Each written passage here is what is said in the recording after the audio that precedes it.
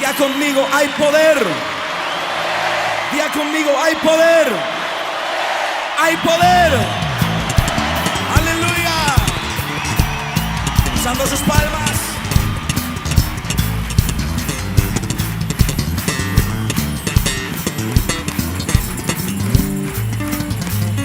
A su nombre.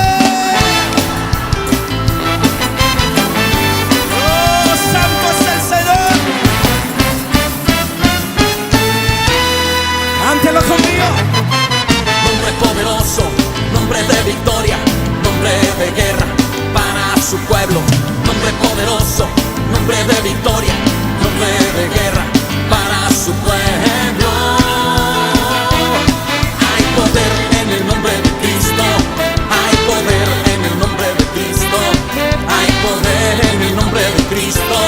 Hay poder, hay poder, hay poder. Nombre poderoso, nombre de victoria, nombre de guerra para su pueblo.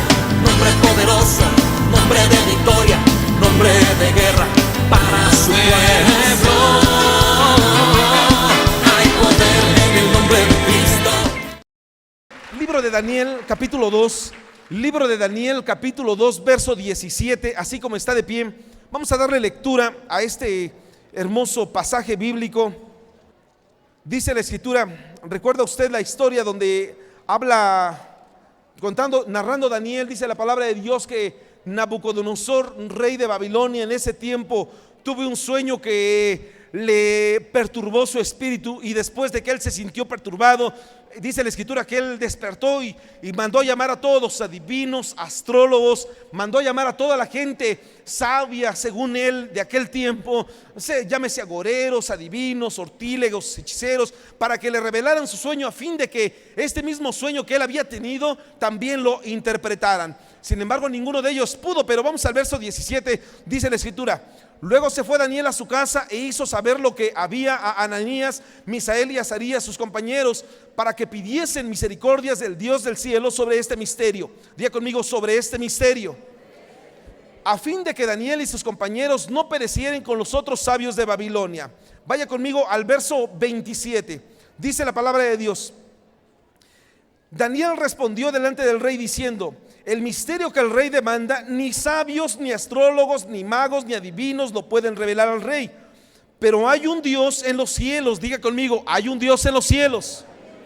Pero hay un Dios en los cielos, dice Daniel, el cual revela los misterios, y él ha hecho saber al rey Nabucodonosor lo que ha de acontecer en los postreros días. He aquí tu sueño y las visiones que has tenido en tu cama.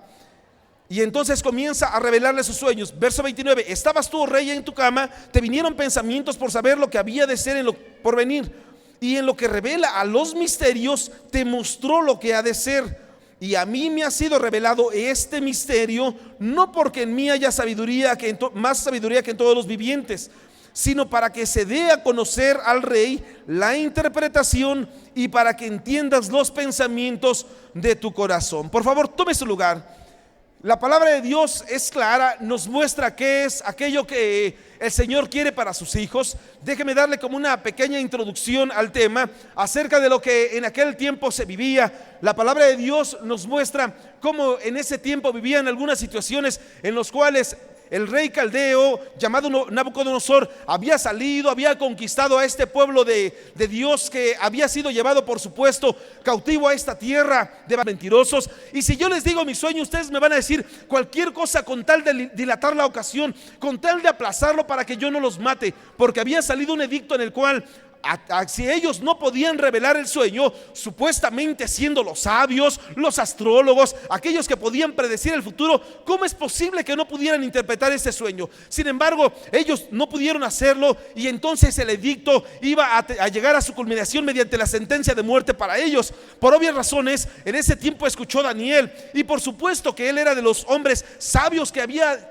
había de ser llevado para ser muerto. Y él en ese momento habló con Arioc, que era jefe del capitán, uno de los capitanes del rey caldeo, y entonces le dijo: llévame con el rey, porque yo le puedo revelar el sueño, no porque yo sea muy sabio, sino porque hay un Dios en los cielos que revela cualquier tipo de misterio, porque los misterios precisamente proceden del de arriba, proceden de Dios. Y entonces él lo llevó, y entonces le dijo a Nabucodonosor: ¿sabes qué? Yo te puedo revelar tu sueño, dame tiempo. Y entonces él fue, habló con sus 3 compañeros, Ananías, Azarías y Misael, llamados allí en Babilonia, Sadrach, Mesach y Abednego, y entonces habló con ellos para que le pidieran misericordia al Dios del cielo y este misterio pudiera ser revelado. Entonces es parte de lo que nosotros podemos ver como antecedente para que podamos meternos a la perspectiva del tema que estamos viendo. Si ustedes no mal recuerdan, hace 15 días estuvimos hablando algo acerca de esto y pudimos hablar de 3 cosas tan importantes que como lo son 3 niveles a los cuales el Señor nos quiere llevar. Una es el nivel de los rudimentos, es cuando la persona llega, está en Hebreos 6, cuando nosotros hablamos solamente de los rudimentos, esos rudimentos que ya muchos encajamos en ellos todo el tiempo,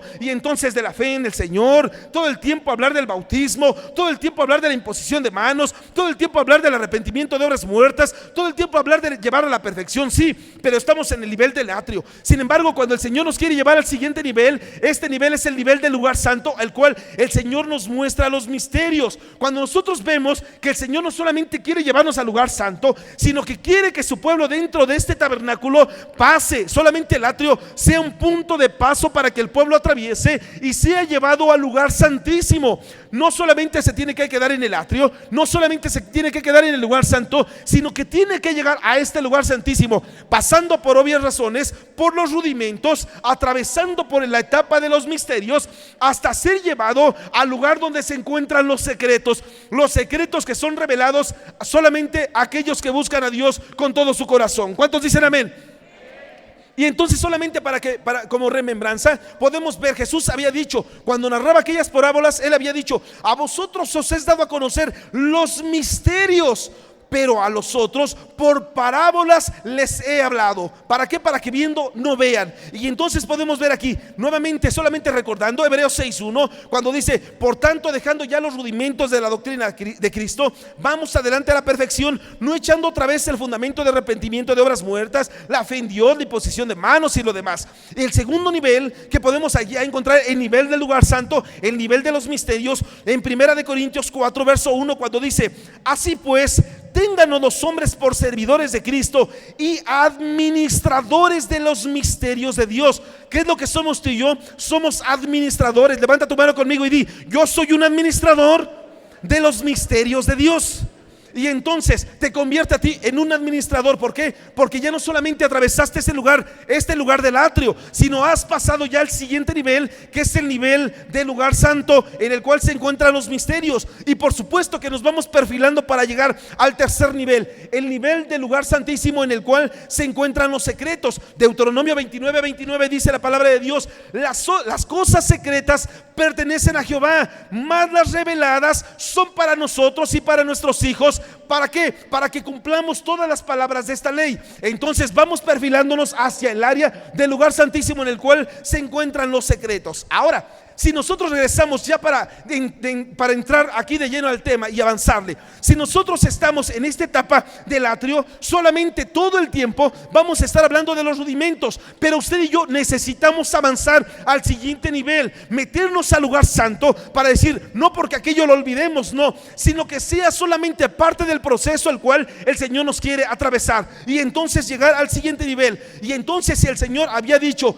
a ellos les he dado a entender las cosas por parábolas, pero a ustedes estos misterios se los voy a revelar. ¿Por qué? Porque los misterios, nosotros podemos llegar a entender los misterios del reino de los cielos. Por eso cuando Jesús hablaba, dice la escritura que él todas las cosas las decía por parábolas. Y en Mateo 13 nos habla precisamente de cuáles son aquellas cosas de que Jesús hablaba, y nos habla de 7 parábolas tan importantes que no es momento ni ocasión de verlas, pero ahí nos habla y cuáles son aquellas 7 parábolas importantes, de las más importantes del reino de los cielos. No quiero decir que las demás no cobren relevancia, sino que ahí cobra un alto grado de importancia porque nos habla precisamente de cosas del reino que las vamos a ver en otro momento. Entonces aquí Jesús les dice, bueno, los misterios se los voy a revelar. Entonces, cuando nosotros hablamos de estos misterios, solamente por entender que es misterio, en el Antiguo Testamento y en el Nuevo Testamento nos habla de dos traducciones de lo que es el misterio. En Daniel capítulo 2, en estos versos que estamos viendo, precisamente en el libro de Daniel, en toda la Biblia, hablar de misterios nos habla en 35 ocasiones. Pero en el libro de Daniel, que es en el único libro donde nos habla en 7 ocasiones, estas 7 ocasiones que nos hablan en el libro de Daniel nos llevan a algo en particular. Pero quiero que usted vea conmigo solamente para ver el significado. En Daniel capítulo 2, verso 18, dice la escritura: para que pidiesen misericordias del Dios del cielo sobre este misterio, a fin de que Daniel y sus compañeros no perecieren con los otros sabios de Babilonia. Cuando aquí habla sobre este misterio, hablar de esta palabra ras, esta palabra hebrea de misterio, nos habla de una raíz que quiere decir la piel. Entonces, cuando nos habla de la piel o de un secreto, es lo que nos quiere dar a entender. Hablar de un misterio es algo que solamente aquel que está muy apegado al Dios de los cielos podría llegar a tener. Pero aquí quizá nos amplíe un poco el panorama cuando nosotros vemos en Romanos 16, verso 25, cuando dice el apóstol Pablo: y al que puede confirmaros según mi evangelio y la predicación de Jesucristo, escuche, según la revelación del misterio que se ha mantenido oculto desde los tiempos eternos. Entonces, cuando ocupa aquí la palabra misterio, utiliza la palabra griega musterión, quiere decir una cosa oculta o una cosa confidencial, algo no obvio a la comprensión humana o algo que denota un sentido místico u oculto. Entonces, cuando nos habla aquí de un misterio, no cualquiera, por supuesto, no cualquiera lo podría llegar a entender, por eso es un misterio, es una cosa oculta, es una cosa confidencial. Oculta, ¿por qué? Porque los de afuera no la pueden entender. Confidencial, ¿por qué? Porque solamente es para los hijos de Dios, no obvio a la comprensión humana. ¿Por qué? Porque aquellos que piensan con una mente humana no la pueden entender. Y por supuesto, aquello que denota un sentido místico, habla de espiritual, un sentido místico u oculto, solamente a los espirituales, solamente aquellos que buscan lo oculto lo podrían llegar a entender. Y entonces podemos aquí meternos e introducirnos al tema ya de lleno. La palabra de Dios nos habla de 12 misterios. Así como lo oye, podemos entender en la escritura hay 12 misterios bíblicos que están vivos, que están vistos a la luz de la escritura, de los cuales podemos entender como lo muestra la palabra. Hay 10 misterios de luz y hay 2 misterios de la oscuridad. Por ejemplo, los misterios de luz, número 1 es el misterio de Cristo. Si usted cree que voy muy rápido, ¿creen que voy muy rápido? Es para que compren el disco y lo vuelvan a escuchar. ¿Amén o no amén? Misterio número 1, el misterio de Cristo.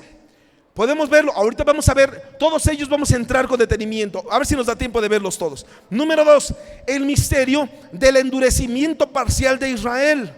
Número 3, el misterio de la transformación. Pablo dijo: he aquí os digo un misterio, no todos dormiremos, pero todos seremos transformados. Entonces habla de ese misterio. El misterio de la voluntad, por supuesto lo vamos a ver en un momento. El misterio de Cristo y la iglesia, lo que habla en Efesios 5. El misterio del evangelio. El misterio de Cristo en vosotros, cuando dice Pablo: es Cristo en vosotros la esperanza de gloria. El misterio siguiente es el misterio de la fe. El número 9 es el misterio que habla en Apocalipsis, el misterio de las 7 estrellas y de los 7 cuernos. Y por supuesto el misterio de la piedad que habla el apóstol Pablo. Pero también podemos entender que hay 2 misterios de las tinieblas. ¿Cuáles son? El misterio de iniquidad, porque no se ha manifestado hasta que venga este hombre que es el inicuo, el hombre de iniquidad. Por supuesto habla de un misterio, y el que está en Apocalipsis 17, cuando podemos ver el misterio de la Babilonia. Entonces podemos entender, si nosotros entramos aquí a este nivel, vamos a poder entrar, ahora sí, entender algunas cosas a las cuales el Señor nos quiere llevar. Recuerde recuerde, mi amado y mi amada hermana, que muchos nos quedamos en este lugar de atrio, y al no entender el quedarnos en el lugar de atrio no podemos avanzar. Y entonces la iglesia dice: pastor, me siento frenado, me siento frenada, siento que no avanzo. Claro, porque te quedaste en un nivel de atrio. ¿Qué es lo que necesitas hacer, iglesia? Necesitas avanzar hasta al siguiente nivel para que puedas entender los misterios de Dios. Cuando tú estés leyendo, en ese momento venga la revelación de la palabra a ti y puedas entender. Por eso el Señor me está hablando de esta manera. Cuando tú estés leyendo, cuando estés orando, en ese momento va a venir la revelación de la palabra a ti. No solamente es una palabra que va a venir cuando estés aquí escuchándola, no, en todo momento vas a estar leyendo y vas a poder darle la sana interpretación a la escritura. ¿Por qué? Porque te has querido meter a la palabra de Dios. Entonces vamos al primer misterio. Vamos a Efesios capítulo 3. Efesios capítulo 3, verso 3, cuando dice la palabra de Dios: que por revelación me fue declarado el misterio, como antes lo he escrito brevemente, leyendo lo cual podéis entender cuál sea mi entendimiento, mi conocimiento, perdón, en el misterio de Cristo. Diga conmigo: el misterio de Cristo. A ver, alguien diga conmigo fuerte: el misterio de Cristo. Nosotros debemos entender cuál es el misterio de Cristo.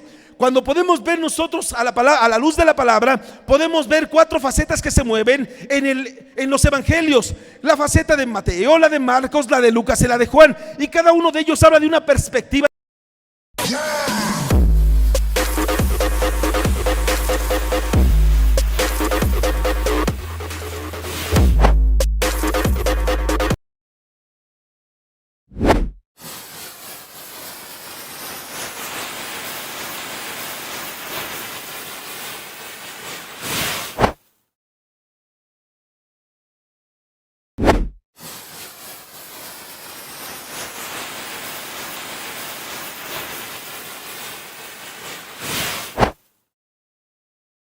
Diferente, hablando de nuestro Señor Jesucristo, porque los 4 evangelios nos hablan de Él. Pero cuando nosotros hablamos aquí de lo que es el misterio, escúcheme, el misterio de Cristo, nosotros debemos de entender que son las 4 facetas de nuestro Salvador. Entonces muchos podemos entender la faceta número 1 es la faceta de Jesús. La faceta de Jesús, podemos ver cuál es la faceta de Jesús. Escuche, la faceta de Jesús es la faceta solamente de Jesús viniendo como hombre. Y podemos nosotros entender cuando dice 1 de Timoteo 2 verso 15: porque hay un solo Dios y un mediador entre Dios y los hombres, quien es Jesucristo hombre. Entonces podemos ver la perspectiva de Jesús hombre. ¿Hasta cuándo se cumplió la primera faceta? Se cumple hasta los 30 años de edad. Hasta los 30 años de edad él había nacido como todos los niños.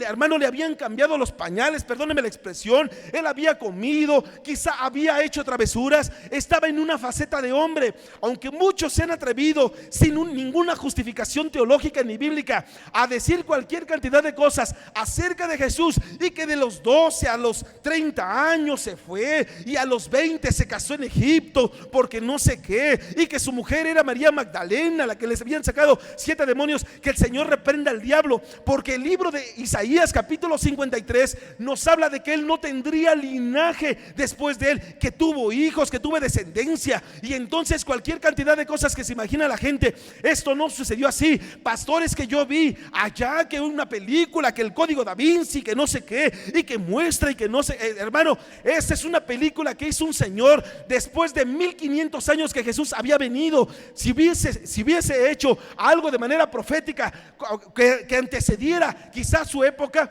quizás hasta podría ser un poco dudosa la situación. Pero si alguien viene, es como ahorita, si a alguien se le ocurre hacer cualquier cantidad de cosas y decir cualquier cantidad de cosas de Jesús, eso ya lo hizo con muchos, con 2000 años posteriores a su venida, a la primera venida de Cristo. Entonces por supuesto que no cobraría relevancia. Lo mismo que el señor Mahoma Mohamed, 700 años después de Cristo, viene, toma la Biblia, toma lo que es la Torá, y se le ocurre algo que es hacer el Corán. Y entonces del Corán comienza a decir: es que Abraham, es que Ismael, es que Isaac. Y entonces ahí tiene una gran cantidad de seguidores. ¿Por qué? Porque todo el mundo musulmán ha creído lo que ha dicho este falso profeta llamado Mahoma Mohamed. Y entonces, ¿por qué? Porque no tienen conocimiento, no han han puesto quizá en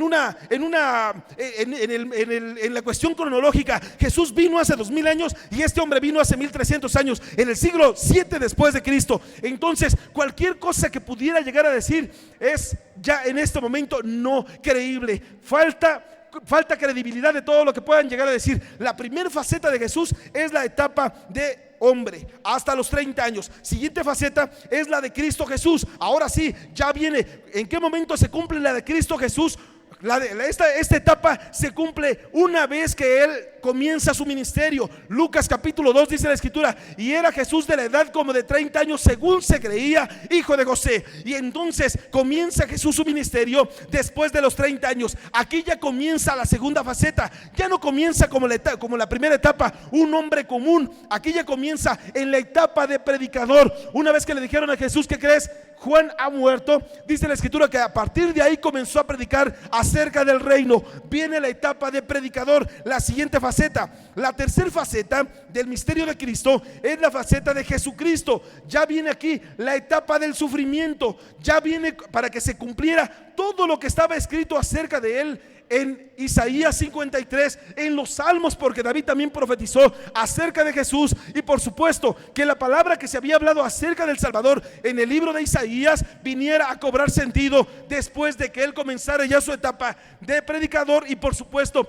cuando fue aprendido. Esta tercera faceta nos habla del sufrimiento. Escuche, hablar del sufrimiento son las facetas. La persona que se mete aquí a los misterios ya no está viviendo todo el tiempo: peco, me arrepiento, peco, me arrepiento, peco. No, ya en este momento ya entiende, porque sabe que la primera etapa la debe de pasar. Ha pasado la etapa de hombre, la etapa de persona carnal. La siguiente etapa es que Cristo ha hecho un cambio en su vida y comienza la etapa de predicación. Comienza a hablar lo que Cristo ha hecho en su vida, pero quizá para ello venga la tercera etapa, esté viviendo la tercera etapa, la etapa del sufrimiento, en la etapa de Jesucristo. ¿Por qué?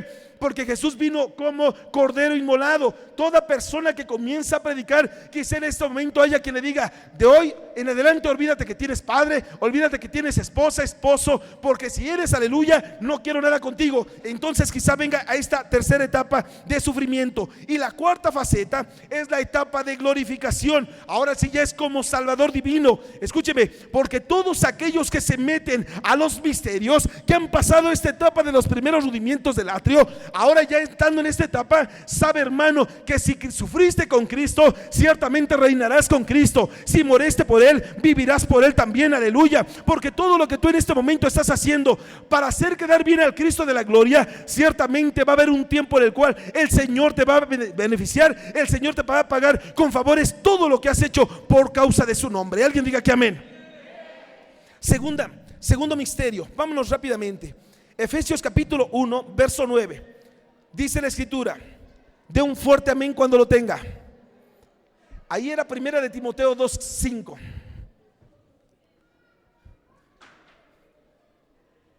Escuche, dice Efesios 1 verso 9, dándonos a conocer el misterio de su voluntad. Diga conmigo: el misterio de su voluntad. A ver, alguien diga fuerte: el misterio de su voluntad.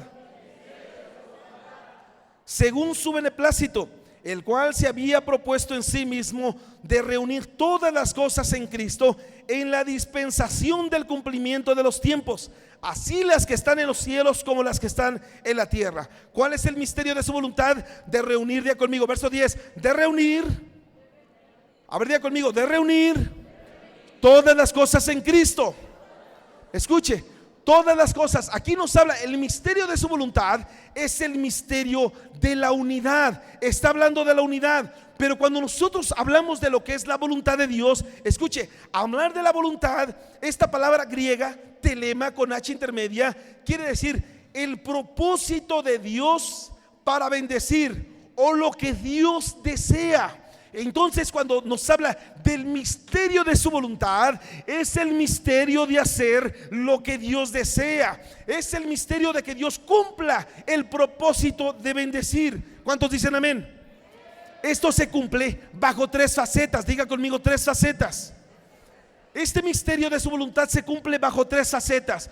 ¿Qué es lo que quiere el Señor? Quiere la integridad de la iglesia, quiere la integridad del cuerpo, pero bajo tres facetas. Uno no puede llegar a unir a alguien, a otro, a un cuerpo, si previamente no está integrado en sí mismo. Es decir, así como Dios es tripartita, porque es Padre, Hijo y Espíritu Santo, de la misma manera usted y yo somos tripartitas, somos espíritu, alma y cuerpo. Entonces, de la misma manera, una persona que tiene cuerpo pero no tiene alma, entonces por supuesto podrá tener espíritu, podrá tener cuerpo, pero no tiene sentimientos. Dice el apóstol Pablo, está muerto en sí mismo en sus delitos y pecados. Una persona que tiene cuerpo y tiene alma pero no tiene espíritu, es el hálito de vida que tiene. Entonces es una persona que no tiene vida. Entonces su alma es llevada para esperar el tiempo para ser juzgada, y el espíritu vuelve a Dios. Pero una persona que tiene espíritu y cuerpo, que tiene espíritu y alma pero no tiene cuerpo,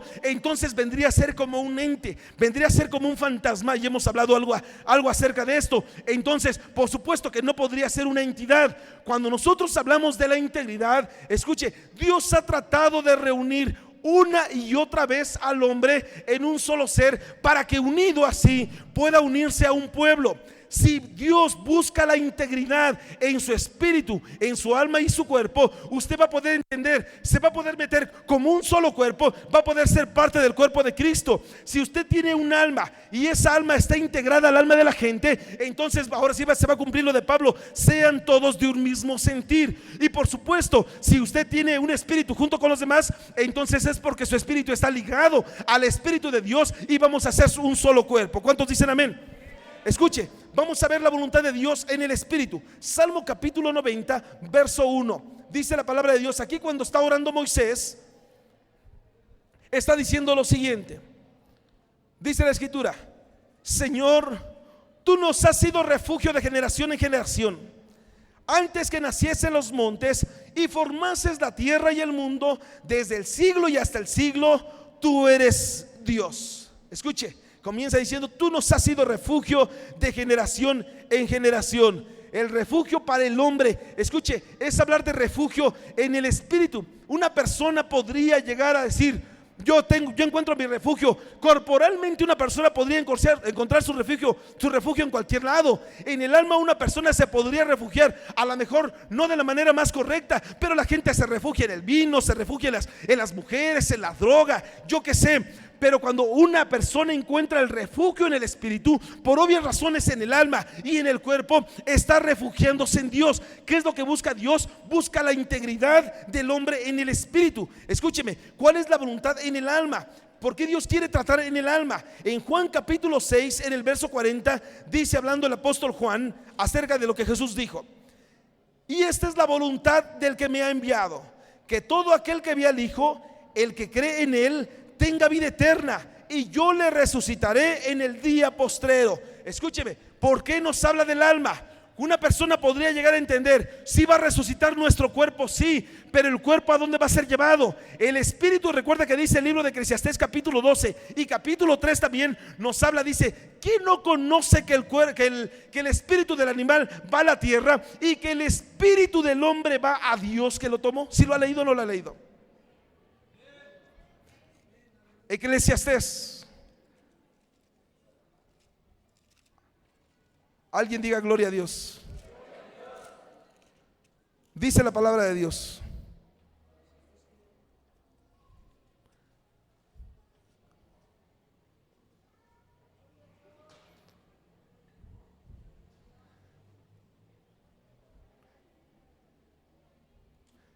capítulo 3 de Eclesiastés, verso 21.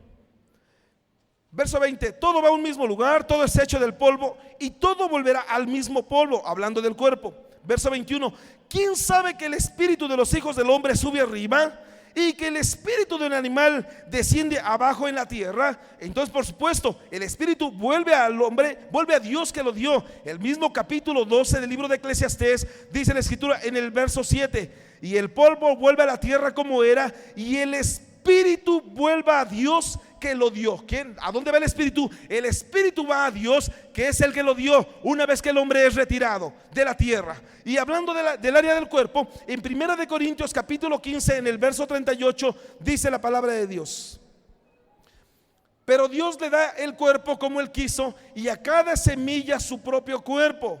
No toda carne es la misma carne, sino que una carne es la de los hombres y otra carne es la de las bestias, otra la de las peces y otra la de las aves. Y hay cuerpos celestiales y cuerpos terrenales, pero una es la gloria de las celestiales y otra es la gloria de los terrenales. Hablando aquí del trato que Dios va a tener para con el cuerpo. Una persona puede tener trato para con el cuerpo y decir: es que Dios me está tratando. Escúcheme, hay gente que se enferma y puede decir: es que Dios me está tratando, pastor. O es que quizás se vaya al otro extremo y diga: lo que pasa es que Satanás me ha puesto mucha oposición y por eso estoy enfermo. Hay cosas, como le hemos enseñado en este mismo púlpito, hay cosas que Dios dice: yo no te estoy probando, iglesia, porque muchas veces nos atrevemos a pensar: acuérdese cómo Job fue tocado en el cuerpo, acuérdese cómo Job fue probado con su familia, acuérdese cómo Job fue probado en su economía. Y entonces muchas veces nos creemos Job. Escuche, para que una persona pueda ser probada en la economía, quitándosele la familia, quitándose la sanidad física que tenía, necesitaría cumplir las calidades de Job. ¿Cómo? Job, dice la escritura, que era un hombre recto, un hombre justo, un hombre íntegro. Y entonces cuando nosotros decimos: es que nos está probando Dios, quizá como el caso de Job, necesitamos ver si realmente alcanzas tal rectitud, alcanzas tal justicia y alcanzas tal integridad. ¿Cuántos dicen amén? Pero también de la misma manera, mucha gente llega a pensar: es que Satanás es el que me ha puesto mucha oposición, pastor, y es que Satanás no me deja, me enferma de una cosa, me enferma de otra. Y quizás Satanás diga: no, yo ni siquiera he hecho nada, es más, ni tiempo tengo, porque yo no soy omnipresente, no puedo estar en todos lados al mismo lugar, y mi ejército de chamucos ni siquiera los he mandado para allá. Y entonces él se hace un lado. Pero como la gente de todo le echamos la culpa a Satanás, entonces decimos: es que Satanás me está haciendo, me está enfermando, me está... Pero escuche, muchas veces podemos ver, viene la prueba de parte de Dios, viene la oposición de parte de Satanás, pero muchas veces viene, escuche, la situación imprudencial en el área humana, aunque no digas amén. Pastor, es que Satanás me enfermó de diabetes, porque la diabetes es del diablo. ¿No será que tu imprudencia te hizo comer tanta azúcar toda tu vida? Y cuando te dijeron: ya deja la coca, de algo me tengo que morir, pastor. ¿Sí me explico? ¿Fue Dios? ¿Fue Satanás? ¿O fue la imprudencia humana? Aunque no digan amén. Escuche, vamos a avanzarle rápidamente. Vamos al tercer misterio. Efesios capítulo 6, verso 19. Dice el apóstol Pablo: y por mí, a fin de que al abrir mi boca me sea dada palabra para dar a conocer con denuedo el misterio del evangelio. Diga conmigo: el misterio del evangelio. A ver, ¿está cansadito? A ver, diga fuerte: el misterio del evangelio. A ver, déjeme platicar con usted. ¿Qué evangelio tiene? ¿Qué evangelio vive? El evangelio de Cristo. ¿Qué evangelio? El evangelio de la gracia. ¿Qué evangelio vive?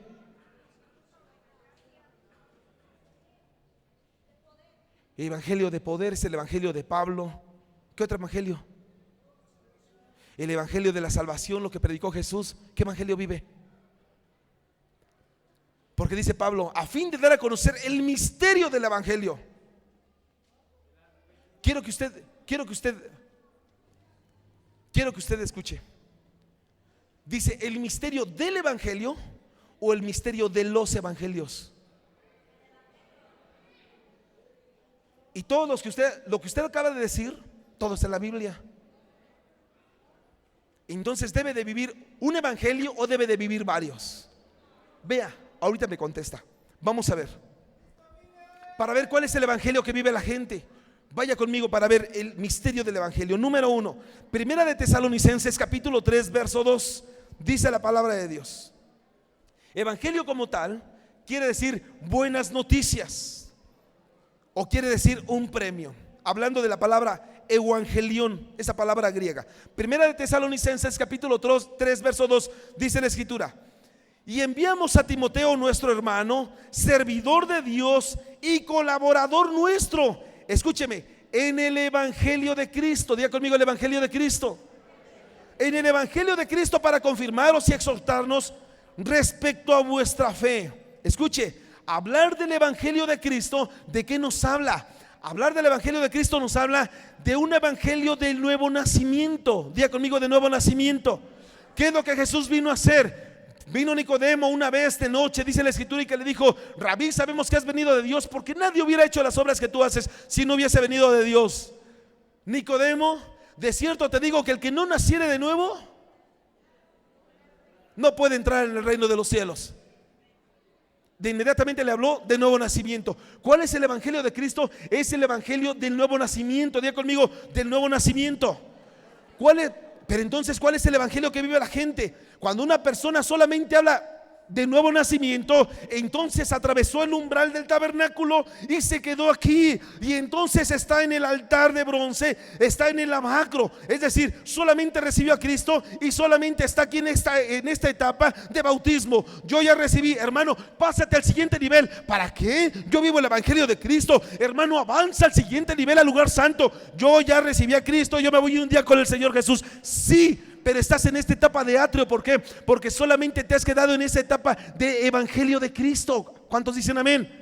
Número 2, Efesios capítulo 1 verso 13, cuando dice la Escritura: en él también vosotros, habiendo oído la palabra de verdad, el evangelio de vuestra salvación. Escuche, siguiente evangelio es el evangelio de la salvación. La gente ya se conformó, solamente está aquí en el atrio. Ya soy salvo, pastor. Y algunas personas, algunas doctrinas que se han atrevido a decir: el que es salvo siempre es salvo. Así que yo hoy vine, recibí a Cristo y puedo vivir la vida loca, que ya no me voy a ir, cuando me muera me voy a ir con el Señor. Escúcheme, esa es una mentira del diablo. ¿Por qué? Porque cuando uno recibe a Cristo, el Señor lo que hace es transformar, modificar tu mente, modificar tu vida. Él te cambia, te transforma, aleluya. No te puedes quedar en una etapa solamente de conformismo, al decir: yo ya recibí a Cristo y sé que un día me voy a ir con Él, porque te estás quedando conformado. Tu mente sigue cauterizada, tu mente sigue atrapada, tu vida sigue cautiva, aleluya, y no puedes salir de esa etapa. Si eres cristiano, quizás si recibiste a Cristo,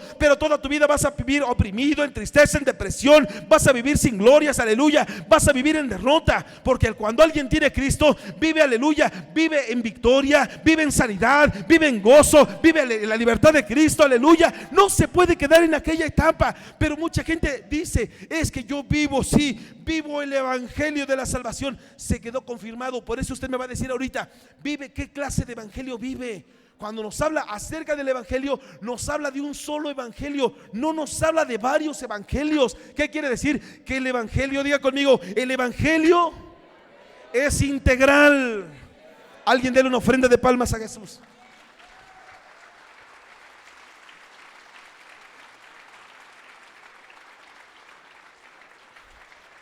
Número 3, Romanos 15 verso 16: para ser ministro de Jesucristo a los gentiles, ministrando el evangelio de Dios. Diga conmigo: el evangelio de Dios.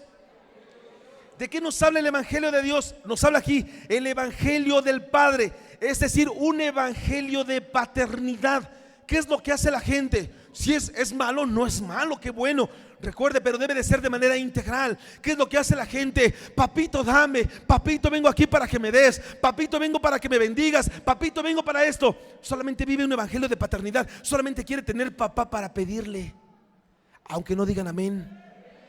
Solamente un evangelio del Padre.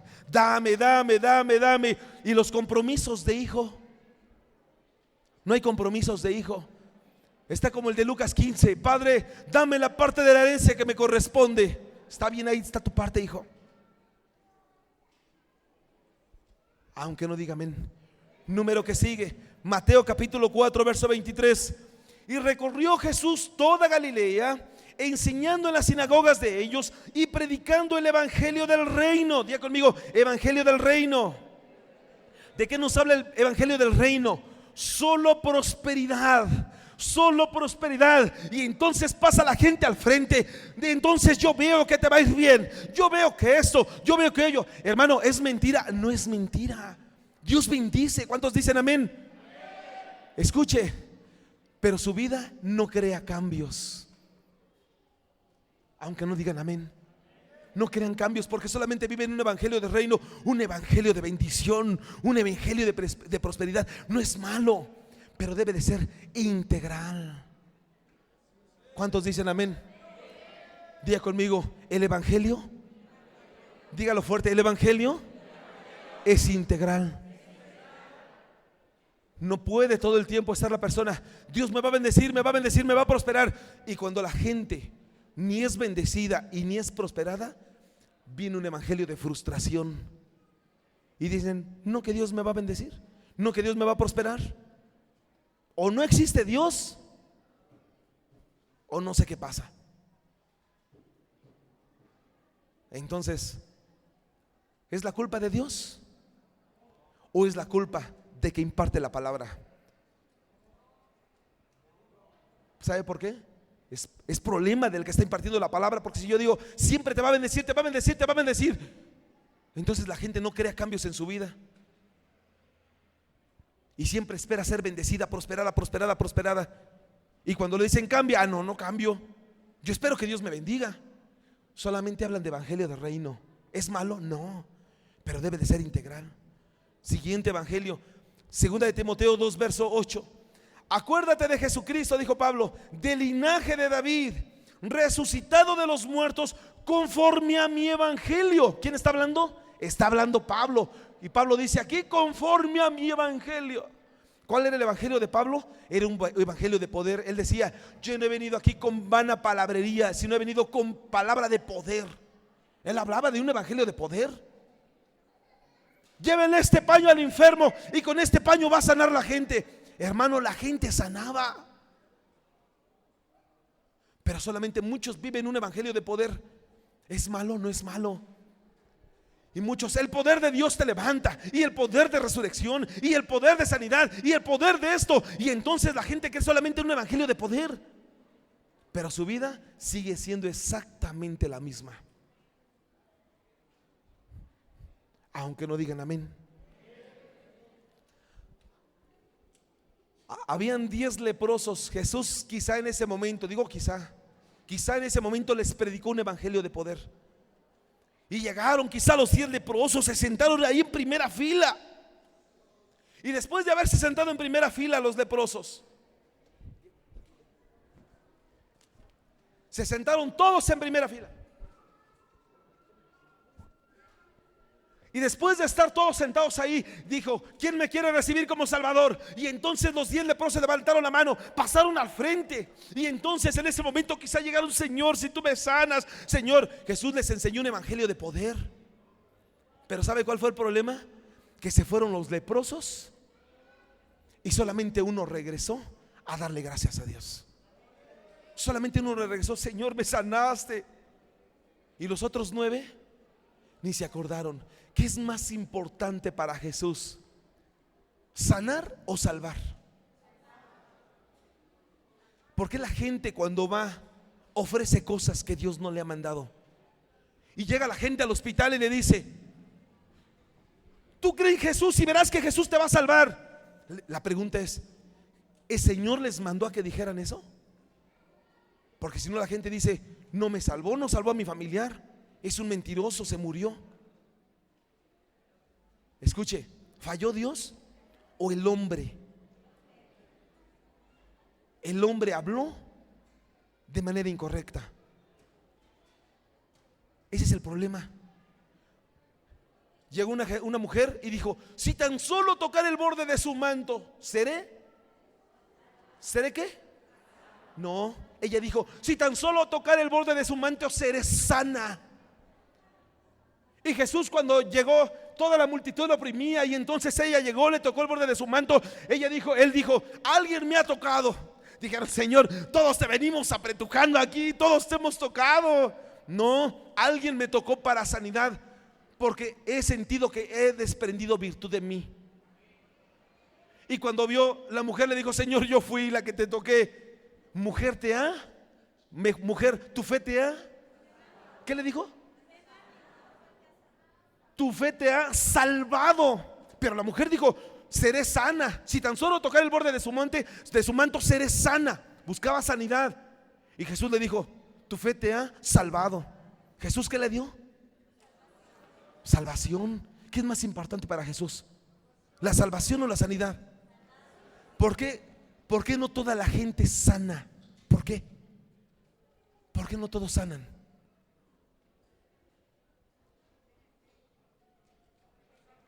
¿Sabe por qué? Porque quizás sabe Dios que si sane a la gente, quizás se va a perder en el mundo. Alguien diga gloria a Dios. Siguiente evangelio, Hechos 10:36. Dios envió mensaje a los hijos de Israel anunciando el evangelio de la paz por medio de Jesucristo. Siguiente evangelio es el evangelio de la paz. Escuche, el evangelio de la paz. ¿Cuál es el problema de la gente? Que solamente busca paz. Señor, dame paz. Y dice el Señor: pelea las batallas. Señor, yo quiero paz. Dame paz para con mi cuñado, mi esposa, mi vecino, mi suegra, mi yerno, mi nuera. Dame paz para con mi tío, mi abuelo, mi patrón, mi no sé qué. Dame paz para con el diablo. No quiero tener problemas con ese señor. ¿No dice Dios que peleas la buena batalla de la fe a través del apóstol Pablo? Y la gente busca paz. Escuche, busca paz para recibir todo, cuando todo se debe de pelear mediante una batalla. ¿Cuántos dicen amén? Señor, dame paz. Tú sabes que yo soy un buen doctor. Señor, tengo estudios posteriores a mi licenciatura. Yo soy un buen esto, aquello y lo otro. Pero como no quiero pelear con los otros 5 que van a pelear el puesto, mejor que, si es tu voluntad, que venga el jefe y me toque la puerta y que me diga, mediante un diploma, te tocó el lugar a ti, te lo voy a dar sin pelear. Dame paz para eso. ¿Usted cree que va a llegar así la gente? Esto se pelea, hermano. Esto se pelea. Los mejores lugares se pelean. La sanidad se pelea. Hoy jóvenes, digo jóvenes entre comillas, de 30, 40, 50 años, diciéndole a Dios: Señor, yo quiero paz, no quiero contender con alguien para conquistar a esa mujer, pero tú sabes que yo la quiero. Dice el Señor: ya tienes 40, 50 años, hijo, ya peléala ya. Invítale un café de perdida. Pero está ahí peleando, ahí está, no quiere paz, no quiere pelear, quiere paz. Que ella venga y que ella me invite, que ella me proponga que yo me case con ella, si es tu voluntad. Dice Dios: ay, te quisiera dar un par de cachetadas, hijo. No, eso no dice Dios, eso lo digo yo. Aleluya. Escuche, diga conmigo: todo lo que vale la pena hay que pelearlo. Diga conmigo: hay que pelearlo. Es más, truene los dedos conmigo, diga conmigo: hay que pelearlo. Las buenas calificaciones se pelean, hijo. Los buenos trabajos se pelean. Escúcheme, el ser victorioso se pelea. El ser exitoso se pelea. Alguien diga que amén. Es que no quiero paz. Yo quiero paz. No me quiero pelear con el gobierno del no sé qué. Si me quitan, me quito. Imagínese un Pablo. Imagínese un Pablo no entendiendo el misterio. Este misterio. Imagínese un Pablo: Señor, si es tu voluntad, ábreme las puertas para que vaya y evangelice. Si hay oposición, quiere decir que eres tú el que no quiere que evangelice. Y Dios diciéndole: no, hijo, tienes que pelear. Y si me persiguen y me quieren matar, yo proveo la canasta para que te bajen por medio de una canasta a través de una ventana. ¿Y no fue lo que hizo? Pablo huyendo en medio de una canasta, bajándolo por una ventana que rodeaba de la muralla de la ciudad. Imagínese un Pablo: Señor, si eres tú, que me lleven a donde quieran llevarme, Señor, y que hay que me juzguen como quieran, al fin que eres tú, y ya morí por el evangelio. Imagínese a Pablo. Pablo era un hombre aguerrido, hermano. Conocía de leyes. Él sabía lo que tenía que hacer en su momento. Ah, no, si me vienes y me encierras en la cárcel, no sabes que no puedes golpear a un ciudadano romano. No sabes que no lo puedes golpear, no sabes que no lo puedes encerrar, sin acaso darme la garantía de audiencia. ¿Eres romano? Y fueron y le dijeron a Jack: ¿qué crees? Que es ciudadano romano. No me digas, sácalo rápido de la cárcel, si no cuando llegue el César nos va a correr a todos. Y le dijeron a Pablo: dicen que te salgas ya, te puedes ir a tu casa. No me voy a ir. Si no viene él a sacarme, yo no me voy de aquí. ¿Cómo ves? Imagínese a Pablo ahí. Lea el libro de los Hechos. Dice: y entonces Pablo apeló al César. La apelación es la segunda instancia de un juicio mediante la sala. Eso es. Pero la gente se conforma: ay, si ya me demandaron, ya me quitaron el puesto, ya me hicieron aquello, pues ya, que sea lo que Dios quiera. Dios quiere que pelees, hermano. La gente quiere paz y Dios te quiere meter a la guerra. Alguien diga que amén. Diga conmigo: todo lo que Dios da se pelea. Ahí el pueblo de Israel: Señor, si eres tú, sácanos con mano poderosa, pero no queremos paz con Faraón. Dice Dios: yo te voy a sacar con mi mano poderosa. Y es más, vas a despojar a los egipcios de su riqueza. Y vas a salir como un vencedor, aleluya. Ahí Moisés: Señor, si eres tú, que este mar se abra. No, sí soy yo, pero tú eres el que tienes que levantar la vara, tienes que meter la vara al mar y tienes que ordenar que este mar se abra, aleluya. Así que cuando vayas, donde vayas, tienes que decir: yo soy hijo de Dios, tengo el poder de Dios, la vara, el poder de la vara está en mi mano, aleluya. Pelearé por lo que Dios me ha dado, pelearé por lo que Dios me ha hecho, aleluya.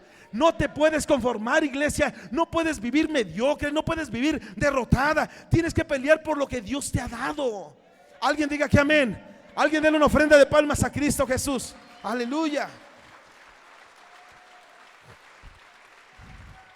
Escuche. Rápidamente, siguiente evangelio. Sí, Hechos 20, verso 24. Pero de ninguna cosa hago caso, ni estimo preciosa mi vida para mí mismo, con tal de que acabe mi carrera con gozo y el ministerio que recibí del Señor Jesús, para dar testimonio, escuche, del evangelio de la gracia de Dios. Siguiente evangelio es el evangelio de la gracia. Mucha gente solamente vive el evangelio de la gracia. ¿De qué nos habla el evangelio de la gracia? Nos habla, escuche, ese evangelio la gente lo ocupa solamente para pecar. Diga conmigo: solo para pecar. Judas solamente tiene un capítulo. En el verso 4 dice la escritura: porque algunos hombres han entrado encubiertamente, los que desde antes habían sido destinados para esta condenación, hombres impíos que convierten en libertinaje la gracia de nuestro Dios y niegan a Dios, el único soberano, y a nuestro Señor Jesucristo. Este es el evangelio de la gracia. La gente solamente dice: vivimos un evangelio de gracia, pastor, así que podemos pecar, me puedo volver homosexual, puedo irme al mundo, puedo hacer esto. ¿Por qué? Porque quieren vivir un evangelio de gracia. Escúcheme, hermano, diga conmigo: el pecado es pecado. No podemos vivir un evangelio de gracia solamente. Por eso nos habla de un evangelio integral. Escuche, pero también hay evangelios de error. Vea usted conmigo 2 de Corintios 11, verso 4. Porque si viene alguno predicando a otro Jesús que el que os hemos predicado, o si recibís otro espíritu que el que habéis recibido, u otro evangelio, diga conmigo: otro evangelio que el que habéis aceptado, bien lo toleráis. Escuche, este evangelio es un evangelio de error. Solamente habla de evangelio de confusión, evangelios de error. ¿Cuántos dicen amén? Déjeme avanzarle, por favor. Vámonos al siguiente misterio. Vámonos a Colosenses capítulo 1, verso 26. ¿Alguien tiene gozo en su corazón? ¿Alguien puede decir: hay poder en Jesús? No, hermano. ¿Alguien puede decir: hay poder en Jesús? Alguien déle una ofrenda de palmas a Cristo. Amén.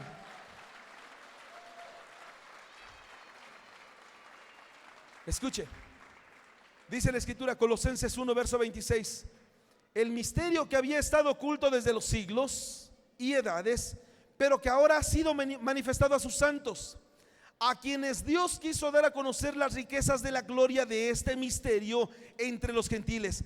¿Cuál misterio? Escuche, a quienes Dios quiso dar a conocer las riquezas de la gloria de este misterio entre los gentiles. Le pregunto: ¿Cuál misterio? Verso 27, estoy en el verso 27. El misterio que había estado oculto desde los siglos y edades. Dice: a quienes Dios quiso dar a conocer las riquezas de la gloria de este misterio entre los gentiles. ¿Cuál misterio? Que es Cristo en vosotros, la esperanza de gloria.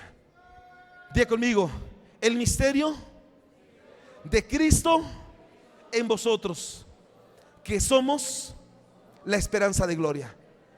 Escuche, ¿por qué es un misterio? Porque es un misterio.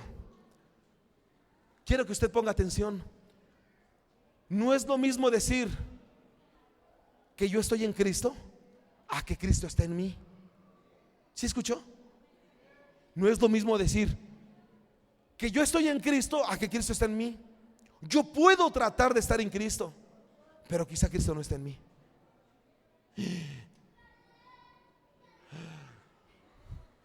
Ya se persinó. Escuche, ¿por qué? Debe de ser Cristo en vosotros, la esperanza de gloria. Esto lo vio Pablo como un misterio. A quienes Dios quiso dar a conocer las riquezas de la gloria de este misterio entre los gentiles, que es Cristo en vosotros, la esperanza de gloria. ¿Por qué? Porque es Cristo en vosotros la esperanza de gloria. Escuche lo que cantó David. Vaya conmigo a 2 de Samuel, capítulo 22.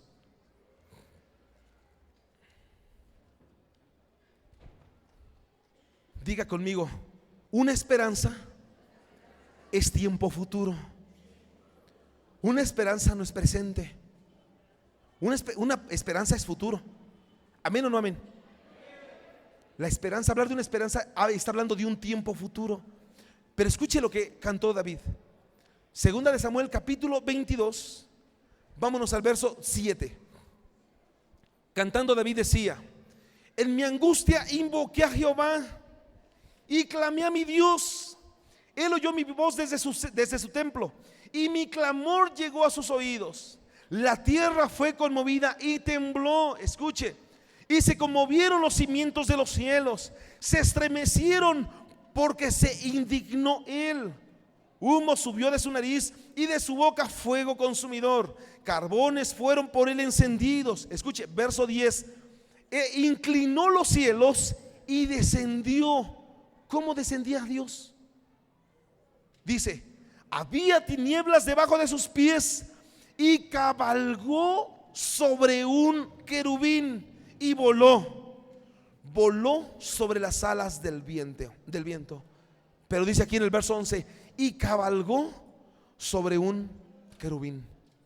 ¿Sabe? Parte de las encomiendas dadas a los querubines es que los querubines transportaban la gloria de Dios. Los querubines transportaban la gloria de Dios. Por eso dice: ¿cómo descendió Dios? Dios inclinó los cielos. Y al inclinar los cielos en ese momento, ¿qué es lo que hizo? Voló encima de un querubín. La gloria de Dios era transportada a través de querubines. Pero ¿qué creen? Hasta que se halló un problema. Ezequiel, vaya conmigo a Ezequiel, capítulo 27. Dice la palabra de Dios, capítulo 28 ya, verso 14. Dice la escritura: tú, querubín grande, protector, yo te puse en el santo monte de Dios, allí estuviste, en medio de las piedras de fuego te paseabas. Perfecto eras en todos tus caminos desde el día en que fuiste creado. Hoy el problema, hasta que se halló en ti maldad. ¿Qué es lo que estaba haciendo este querubín protector llamado Lucifer? Que el Señor lo reprenda. ¿Qué es lo que hacía? ¿Qué es lo que hacía este querubín? Transportaba la gloria de Dios. Este querubín lo que hacía era transportaba la gloria, así como lo que dice en 2 de Samuel 22, verso 11. Dios voló, el Señor volaba la presencia de Dios. Este querubín transportaba la presencia de Dios. El problema con este querubín fue que al transportar la gloria de Dios, escuche, todos veían la gloria de Dios por medio de ese querubín. Entonces pasaba este querubín, y como este querubín escuche, como este querubín, cuando vio que toda la gente decía, ahí viene la gloria de Dios, porque los querubines transportaban la gloria de Dios, volaban, descendían, se subían a los aires, descendían a la tierra, escuche, transportaba la presencia de Dios. La gente, todos los seres celestiales veían, decían, ahí va la gloria de Dios. Este querubín comenzó en ese momento a ensoberbecerse. ¿Cómo me ven todos?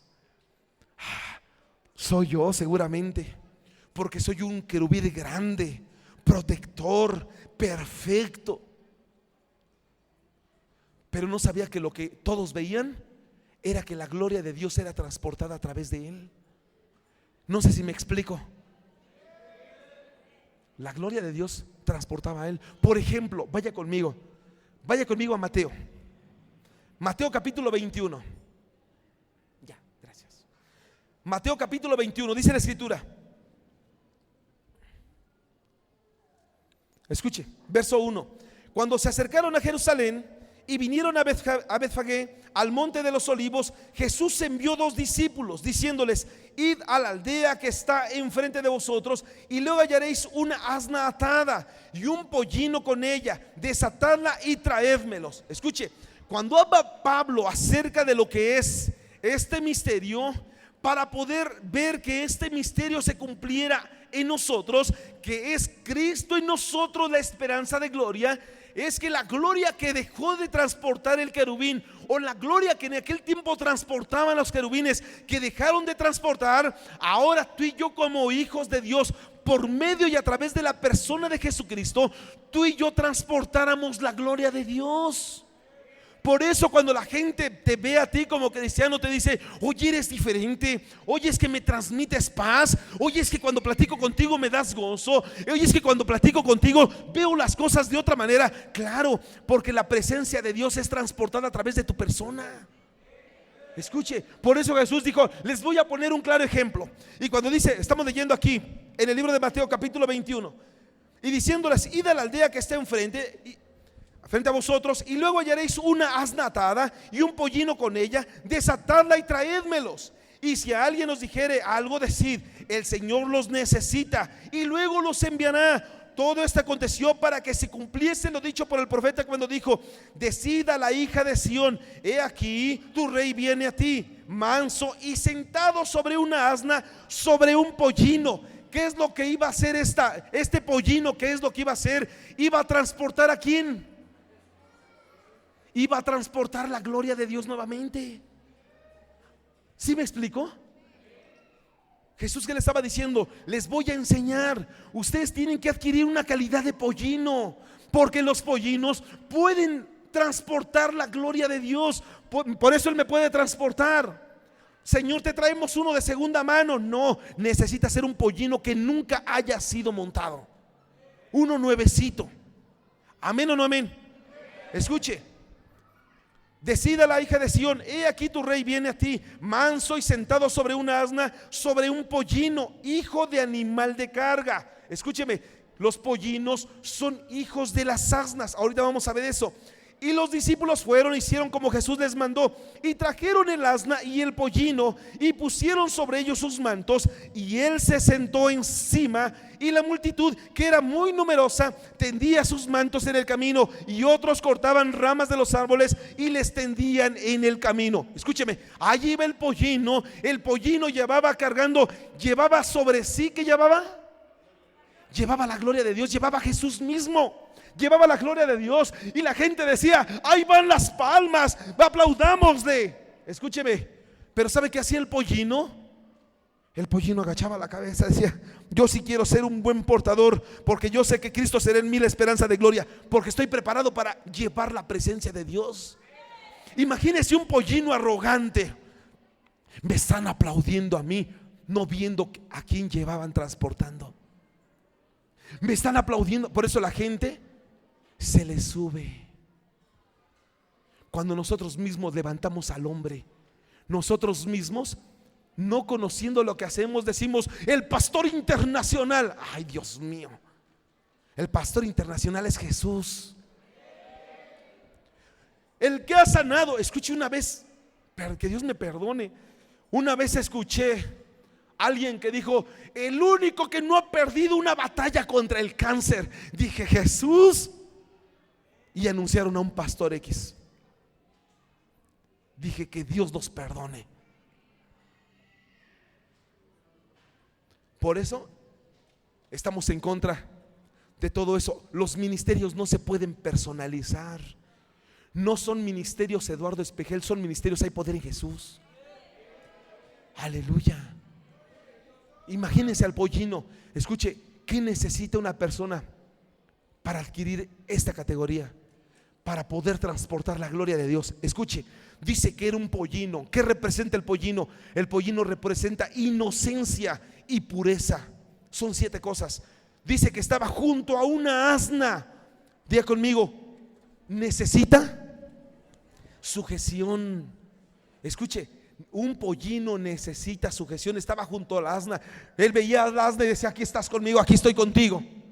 Porque necesita sujeción. No hay, en el reino de los cielos no hay llaneros solitarios. ¿Cuántos dicen amén? Jesús dijo: vas a ir con aquel pollino y lo vas a desatar. Diga conmigo: necesita estar desatado. ¿Qué quiere decir esto? Necesita estar liberado, necesita estar ministrado, necesita estar sin ataduras. Por eso cuando la gente va a servir, se le da una hoja de una solicitud de servicio. ¿Estás dispuesto a pasar la clínica de liberación? ¿Sí o no? No, pastor, pues no puede servir. Pero tengo 25 años y vas a tener más. Aunque no diga amén. Necesita estar liberado. Jesús le dijo: desatado. Dice que era un hijo de animal de carga. Hijo de animal de carga. Es gente de servicio. Diga conmigo: gente de servicio. ¿Cuántos quieren servir? Alguien diga amén quien quiere servir. ¿Quién le gusta el servicio? Y si yo les digo quédense, ¿sabes cuántos se van a quedar? 3.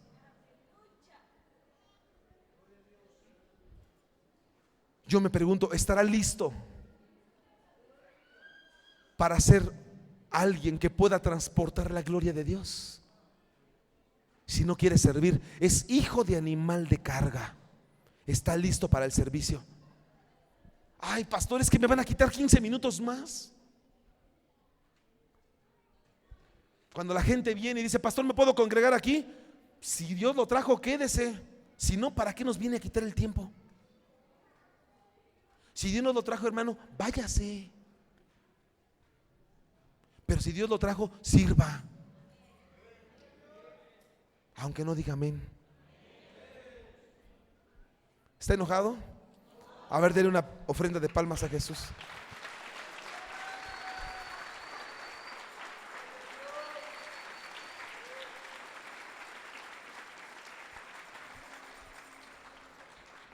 Dice que pasaban y pusieron sus mantos sobre él. ¿Está preparado alguien que quiere portar la presencia de Dios? Que está preparado para llevar la gloria de Dios. Es alguien que acepta estar bajo cobertura. Le ponían los mantos. Dice que llegó Jesús y se sentó sobre él. Se está dispuesto a dejarse montar. Cuando le llama el pastor: y hermano, necesitas corregir. No, pastor, si es eso, mejor me voy de la iglesia. No está dispuesto a dejarse montar. Aunque no digan amén. Escuche, por último, ¿sabe que toda la algarabía que hacía la gente, sabe que era por la gloria que llevaba sobre sí, no por la gloria personal? ¿La escuchó? No es para que elogiemos al pastor de pastores, ese es Jesús. Al apóstol de apóstoles, es Jesús también, hermano. Es un gran maestro. Jesús es el único gran maestro, no hay más. Pasaba el pollino. Jesús estaba sobre él. La gloria de Dios estaba sobre el pollino. Y cuando toda la gente pasaba, la aplaudía. Aleluya, gloria a Dios. El pollino quizá en ese momento agachaba la cabeza y decía: soy un inútil siervo, porque lo único que hago es transportar la gloria de Dios, aleluya. Pero yo sé que esa palma no es para mí, es para el que viene sobre mí, aleluya. Cuando estás en la siguiente etapa, en el lugar santo, ya pasaste esta etapa. Sabes que la única gloria es para el que para aquel que está sobre ti. Es para aquel que estás transportando su gloria. Aleluya. Espere. ¿Sabe cuántos grupos, cuántos ministros de alabanza se suben? Escuche, se les sube y se vuelven tan arrogantes porque la gente les aplaude. Ay, el grupo de la iglesia y tan guapo que está. Y luego se preguntan, ¿por qué se le subió? Porque tú le ayudaste a subírsele. Porque usted, como parte de la iglesia, llegó con él y le dijo: qué bonito cantas, hermano. En vez de que le diga: ¿cómo te usa Dios, hijo? Pero te falta.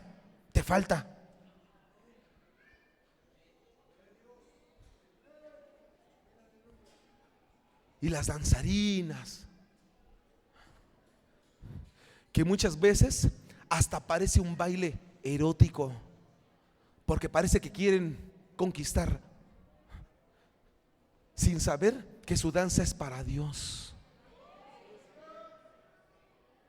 Aleluya. Pero como usted y yo tenemos la culpa y les decimos: ¡ay, qué bonito bailas! ¡Qué bonito danzas! Ay, claro, es que estudié, pastor. Usted y yo tenemos que aprender a hablar con propiedad, por supuesto, y decirle: oye, ¿cómo te usa Dios? Aunque no digas amén, porque aún recuerda que las mejores obras del hombre para Dios son como trapos de inmundicia. Pero tú y yo, por eso tenemos que hablar y decirles: ¿cómo te usa Dios? Hermano, que el Señor esté con usted. Recuerde que es un portador de la gloria de Dios, hermano. Y usted y yo actuar como pollinos, los servidores actuar como pollinos. Aleluya. Hermano, ¿cómo lo usa Dios allá con su grupo?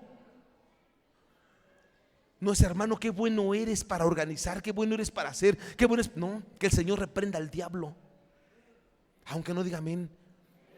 Por eso a usted no le debe de interesar ni siquiera quién es el que predica. Mientras la gloria de Dios esté en esta casa, hermano, palabra no va a faltar. Alguien déle una ofrenda de palmas a Jesús.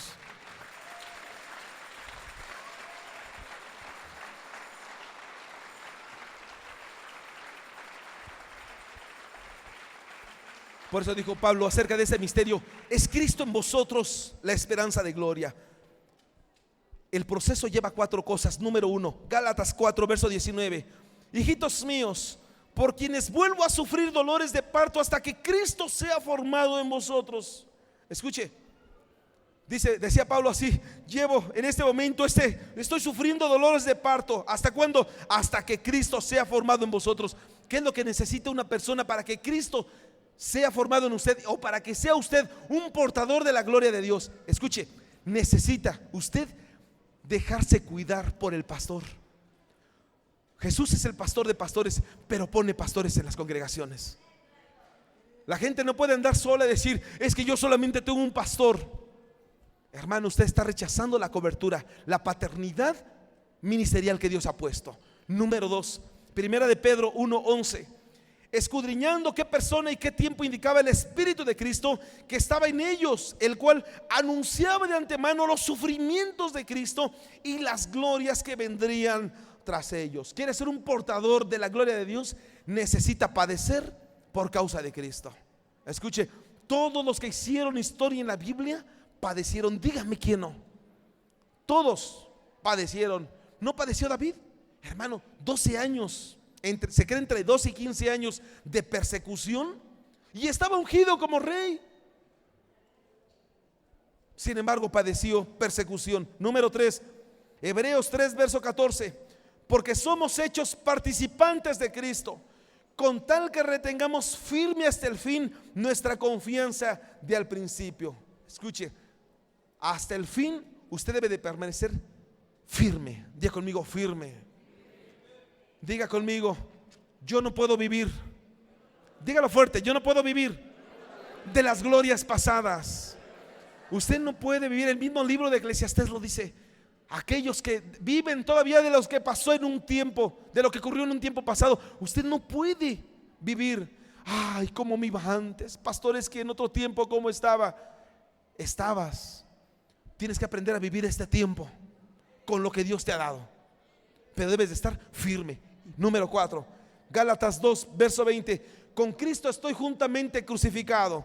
Ya no vivo yo, mas vive Cristo en mí. Y lo que ahora vivo en la carne, lo vivo en la fe del Hijo de Dios, el cual me amó y se entregó a sí mismo por mí.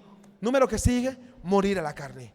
¿Quieres transportar la gloria de Dios? Necesitas morir a la carne, para que la gloria de Dios, y entonces para que la gloria de Dios habite en ti, pueda ser un buen portador de la gloria de Dios. Ahora sí que pueda decir, el misterio que había sido en otro tiempo oculto, pero hoy ha sido dado a los gentiles, que es Cristo en vosotros, la esperanza de gloria. Él está expectante. ¿Ya estás listo? ¿Estás preparado para ser un buen portador de la gloria de Dios o no?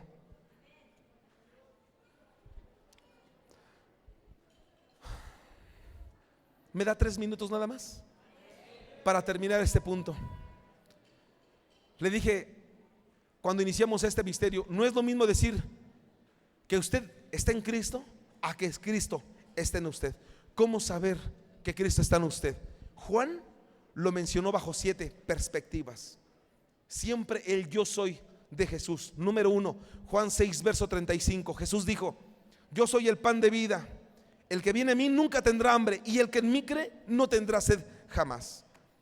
Necesitas, si Cristo está en ti, necesitas ser pan para los demás. Diga conmigo, pan para los demás.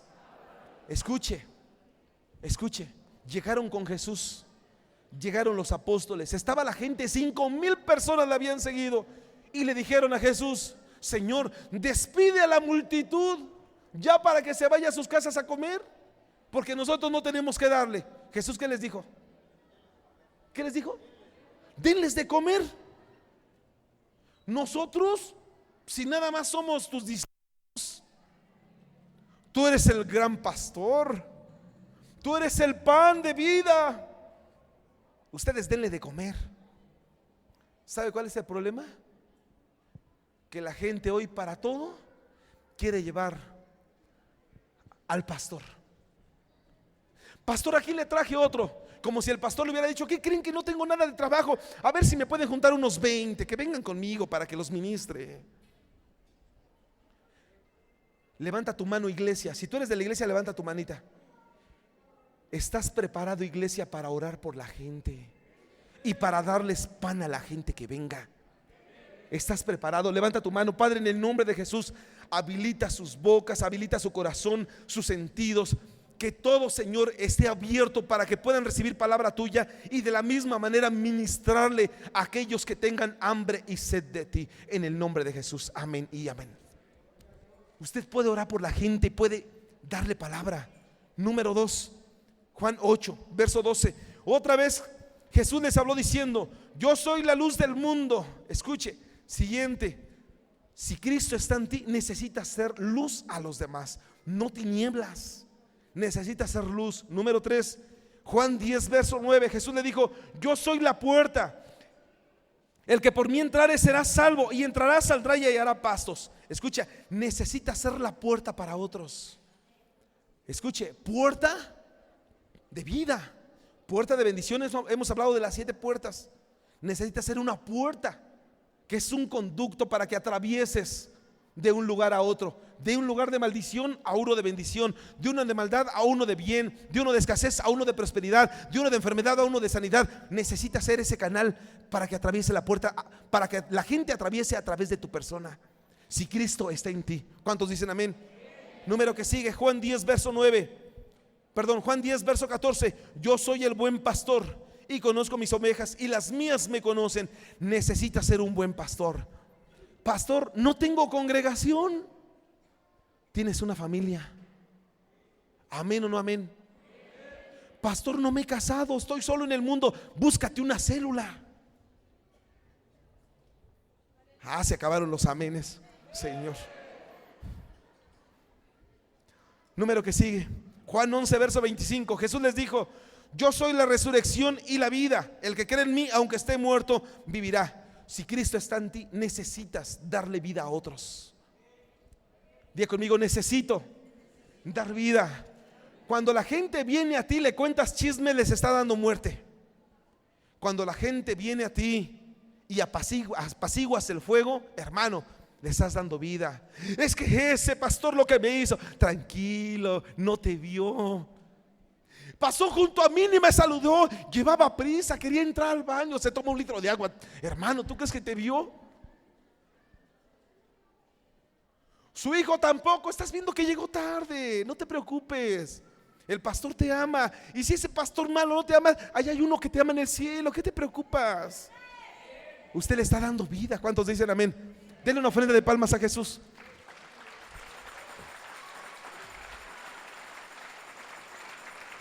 Siguiente, Juan 14, verso 6. Jesús le dijo: yo soy el camino, la verdad y la vida, y nadie viene al Padre si no es por mí. Yo soy el camino. Si Jesús está en ti, te vas a convertir en el camino. Vas a hablar con verdad y vas a hablar palabras de vida para otros. Y último, Juan 15, verso 1. Yo soy la vid verdadera y mi Padre es el labrador. Todo pámpano que en mí no lleva fruto, le cortará. Si Cristo está en ti, levanta tu mano conmigo. Debes de llevar fruto. Diga conmigo: debo llevar fruto. Debes de tener fruto. Si Cristo está en ti, debes tener fruto. Póngase de pie conmigo, por favor.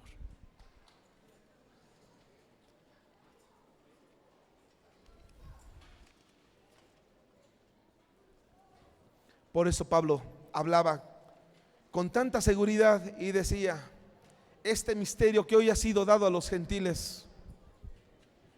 ¿Cuál misterio? Quizá le preguntaron.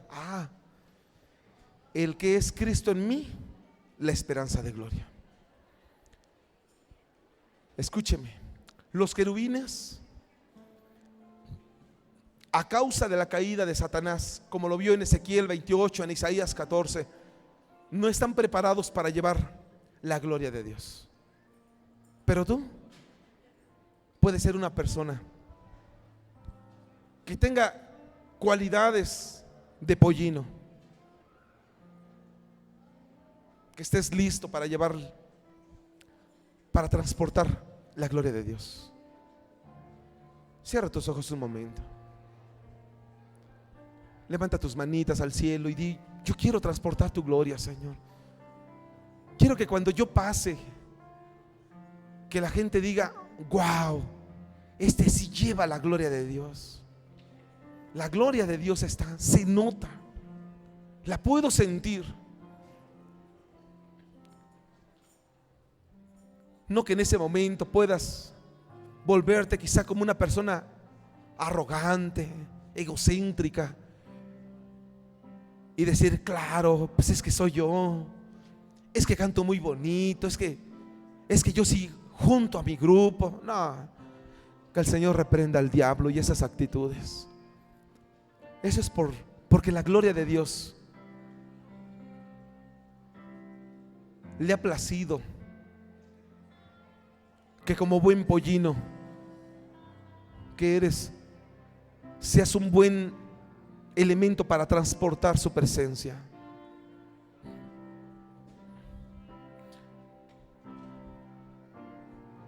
Dile al Señor: no me quiero quedar en una etapa, necesito avanzar.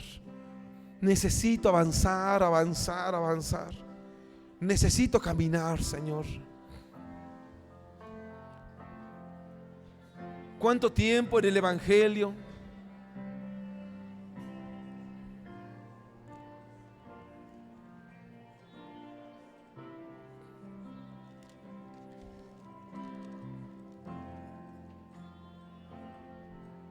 Y no ha habido nada de cambio, Señor. Pero hoy necesito cambiar.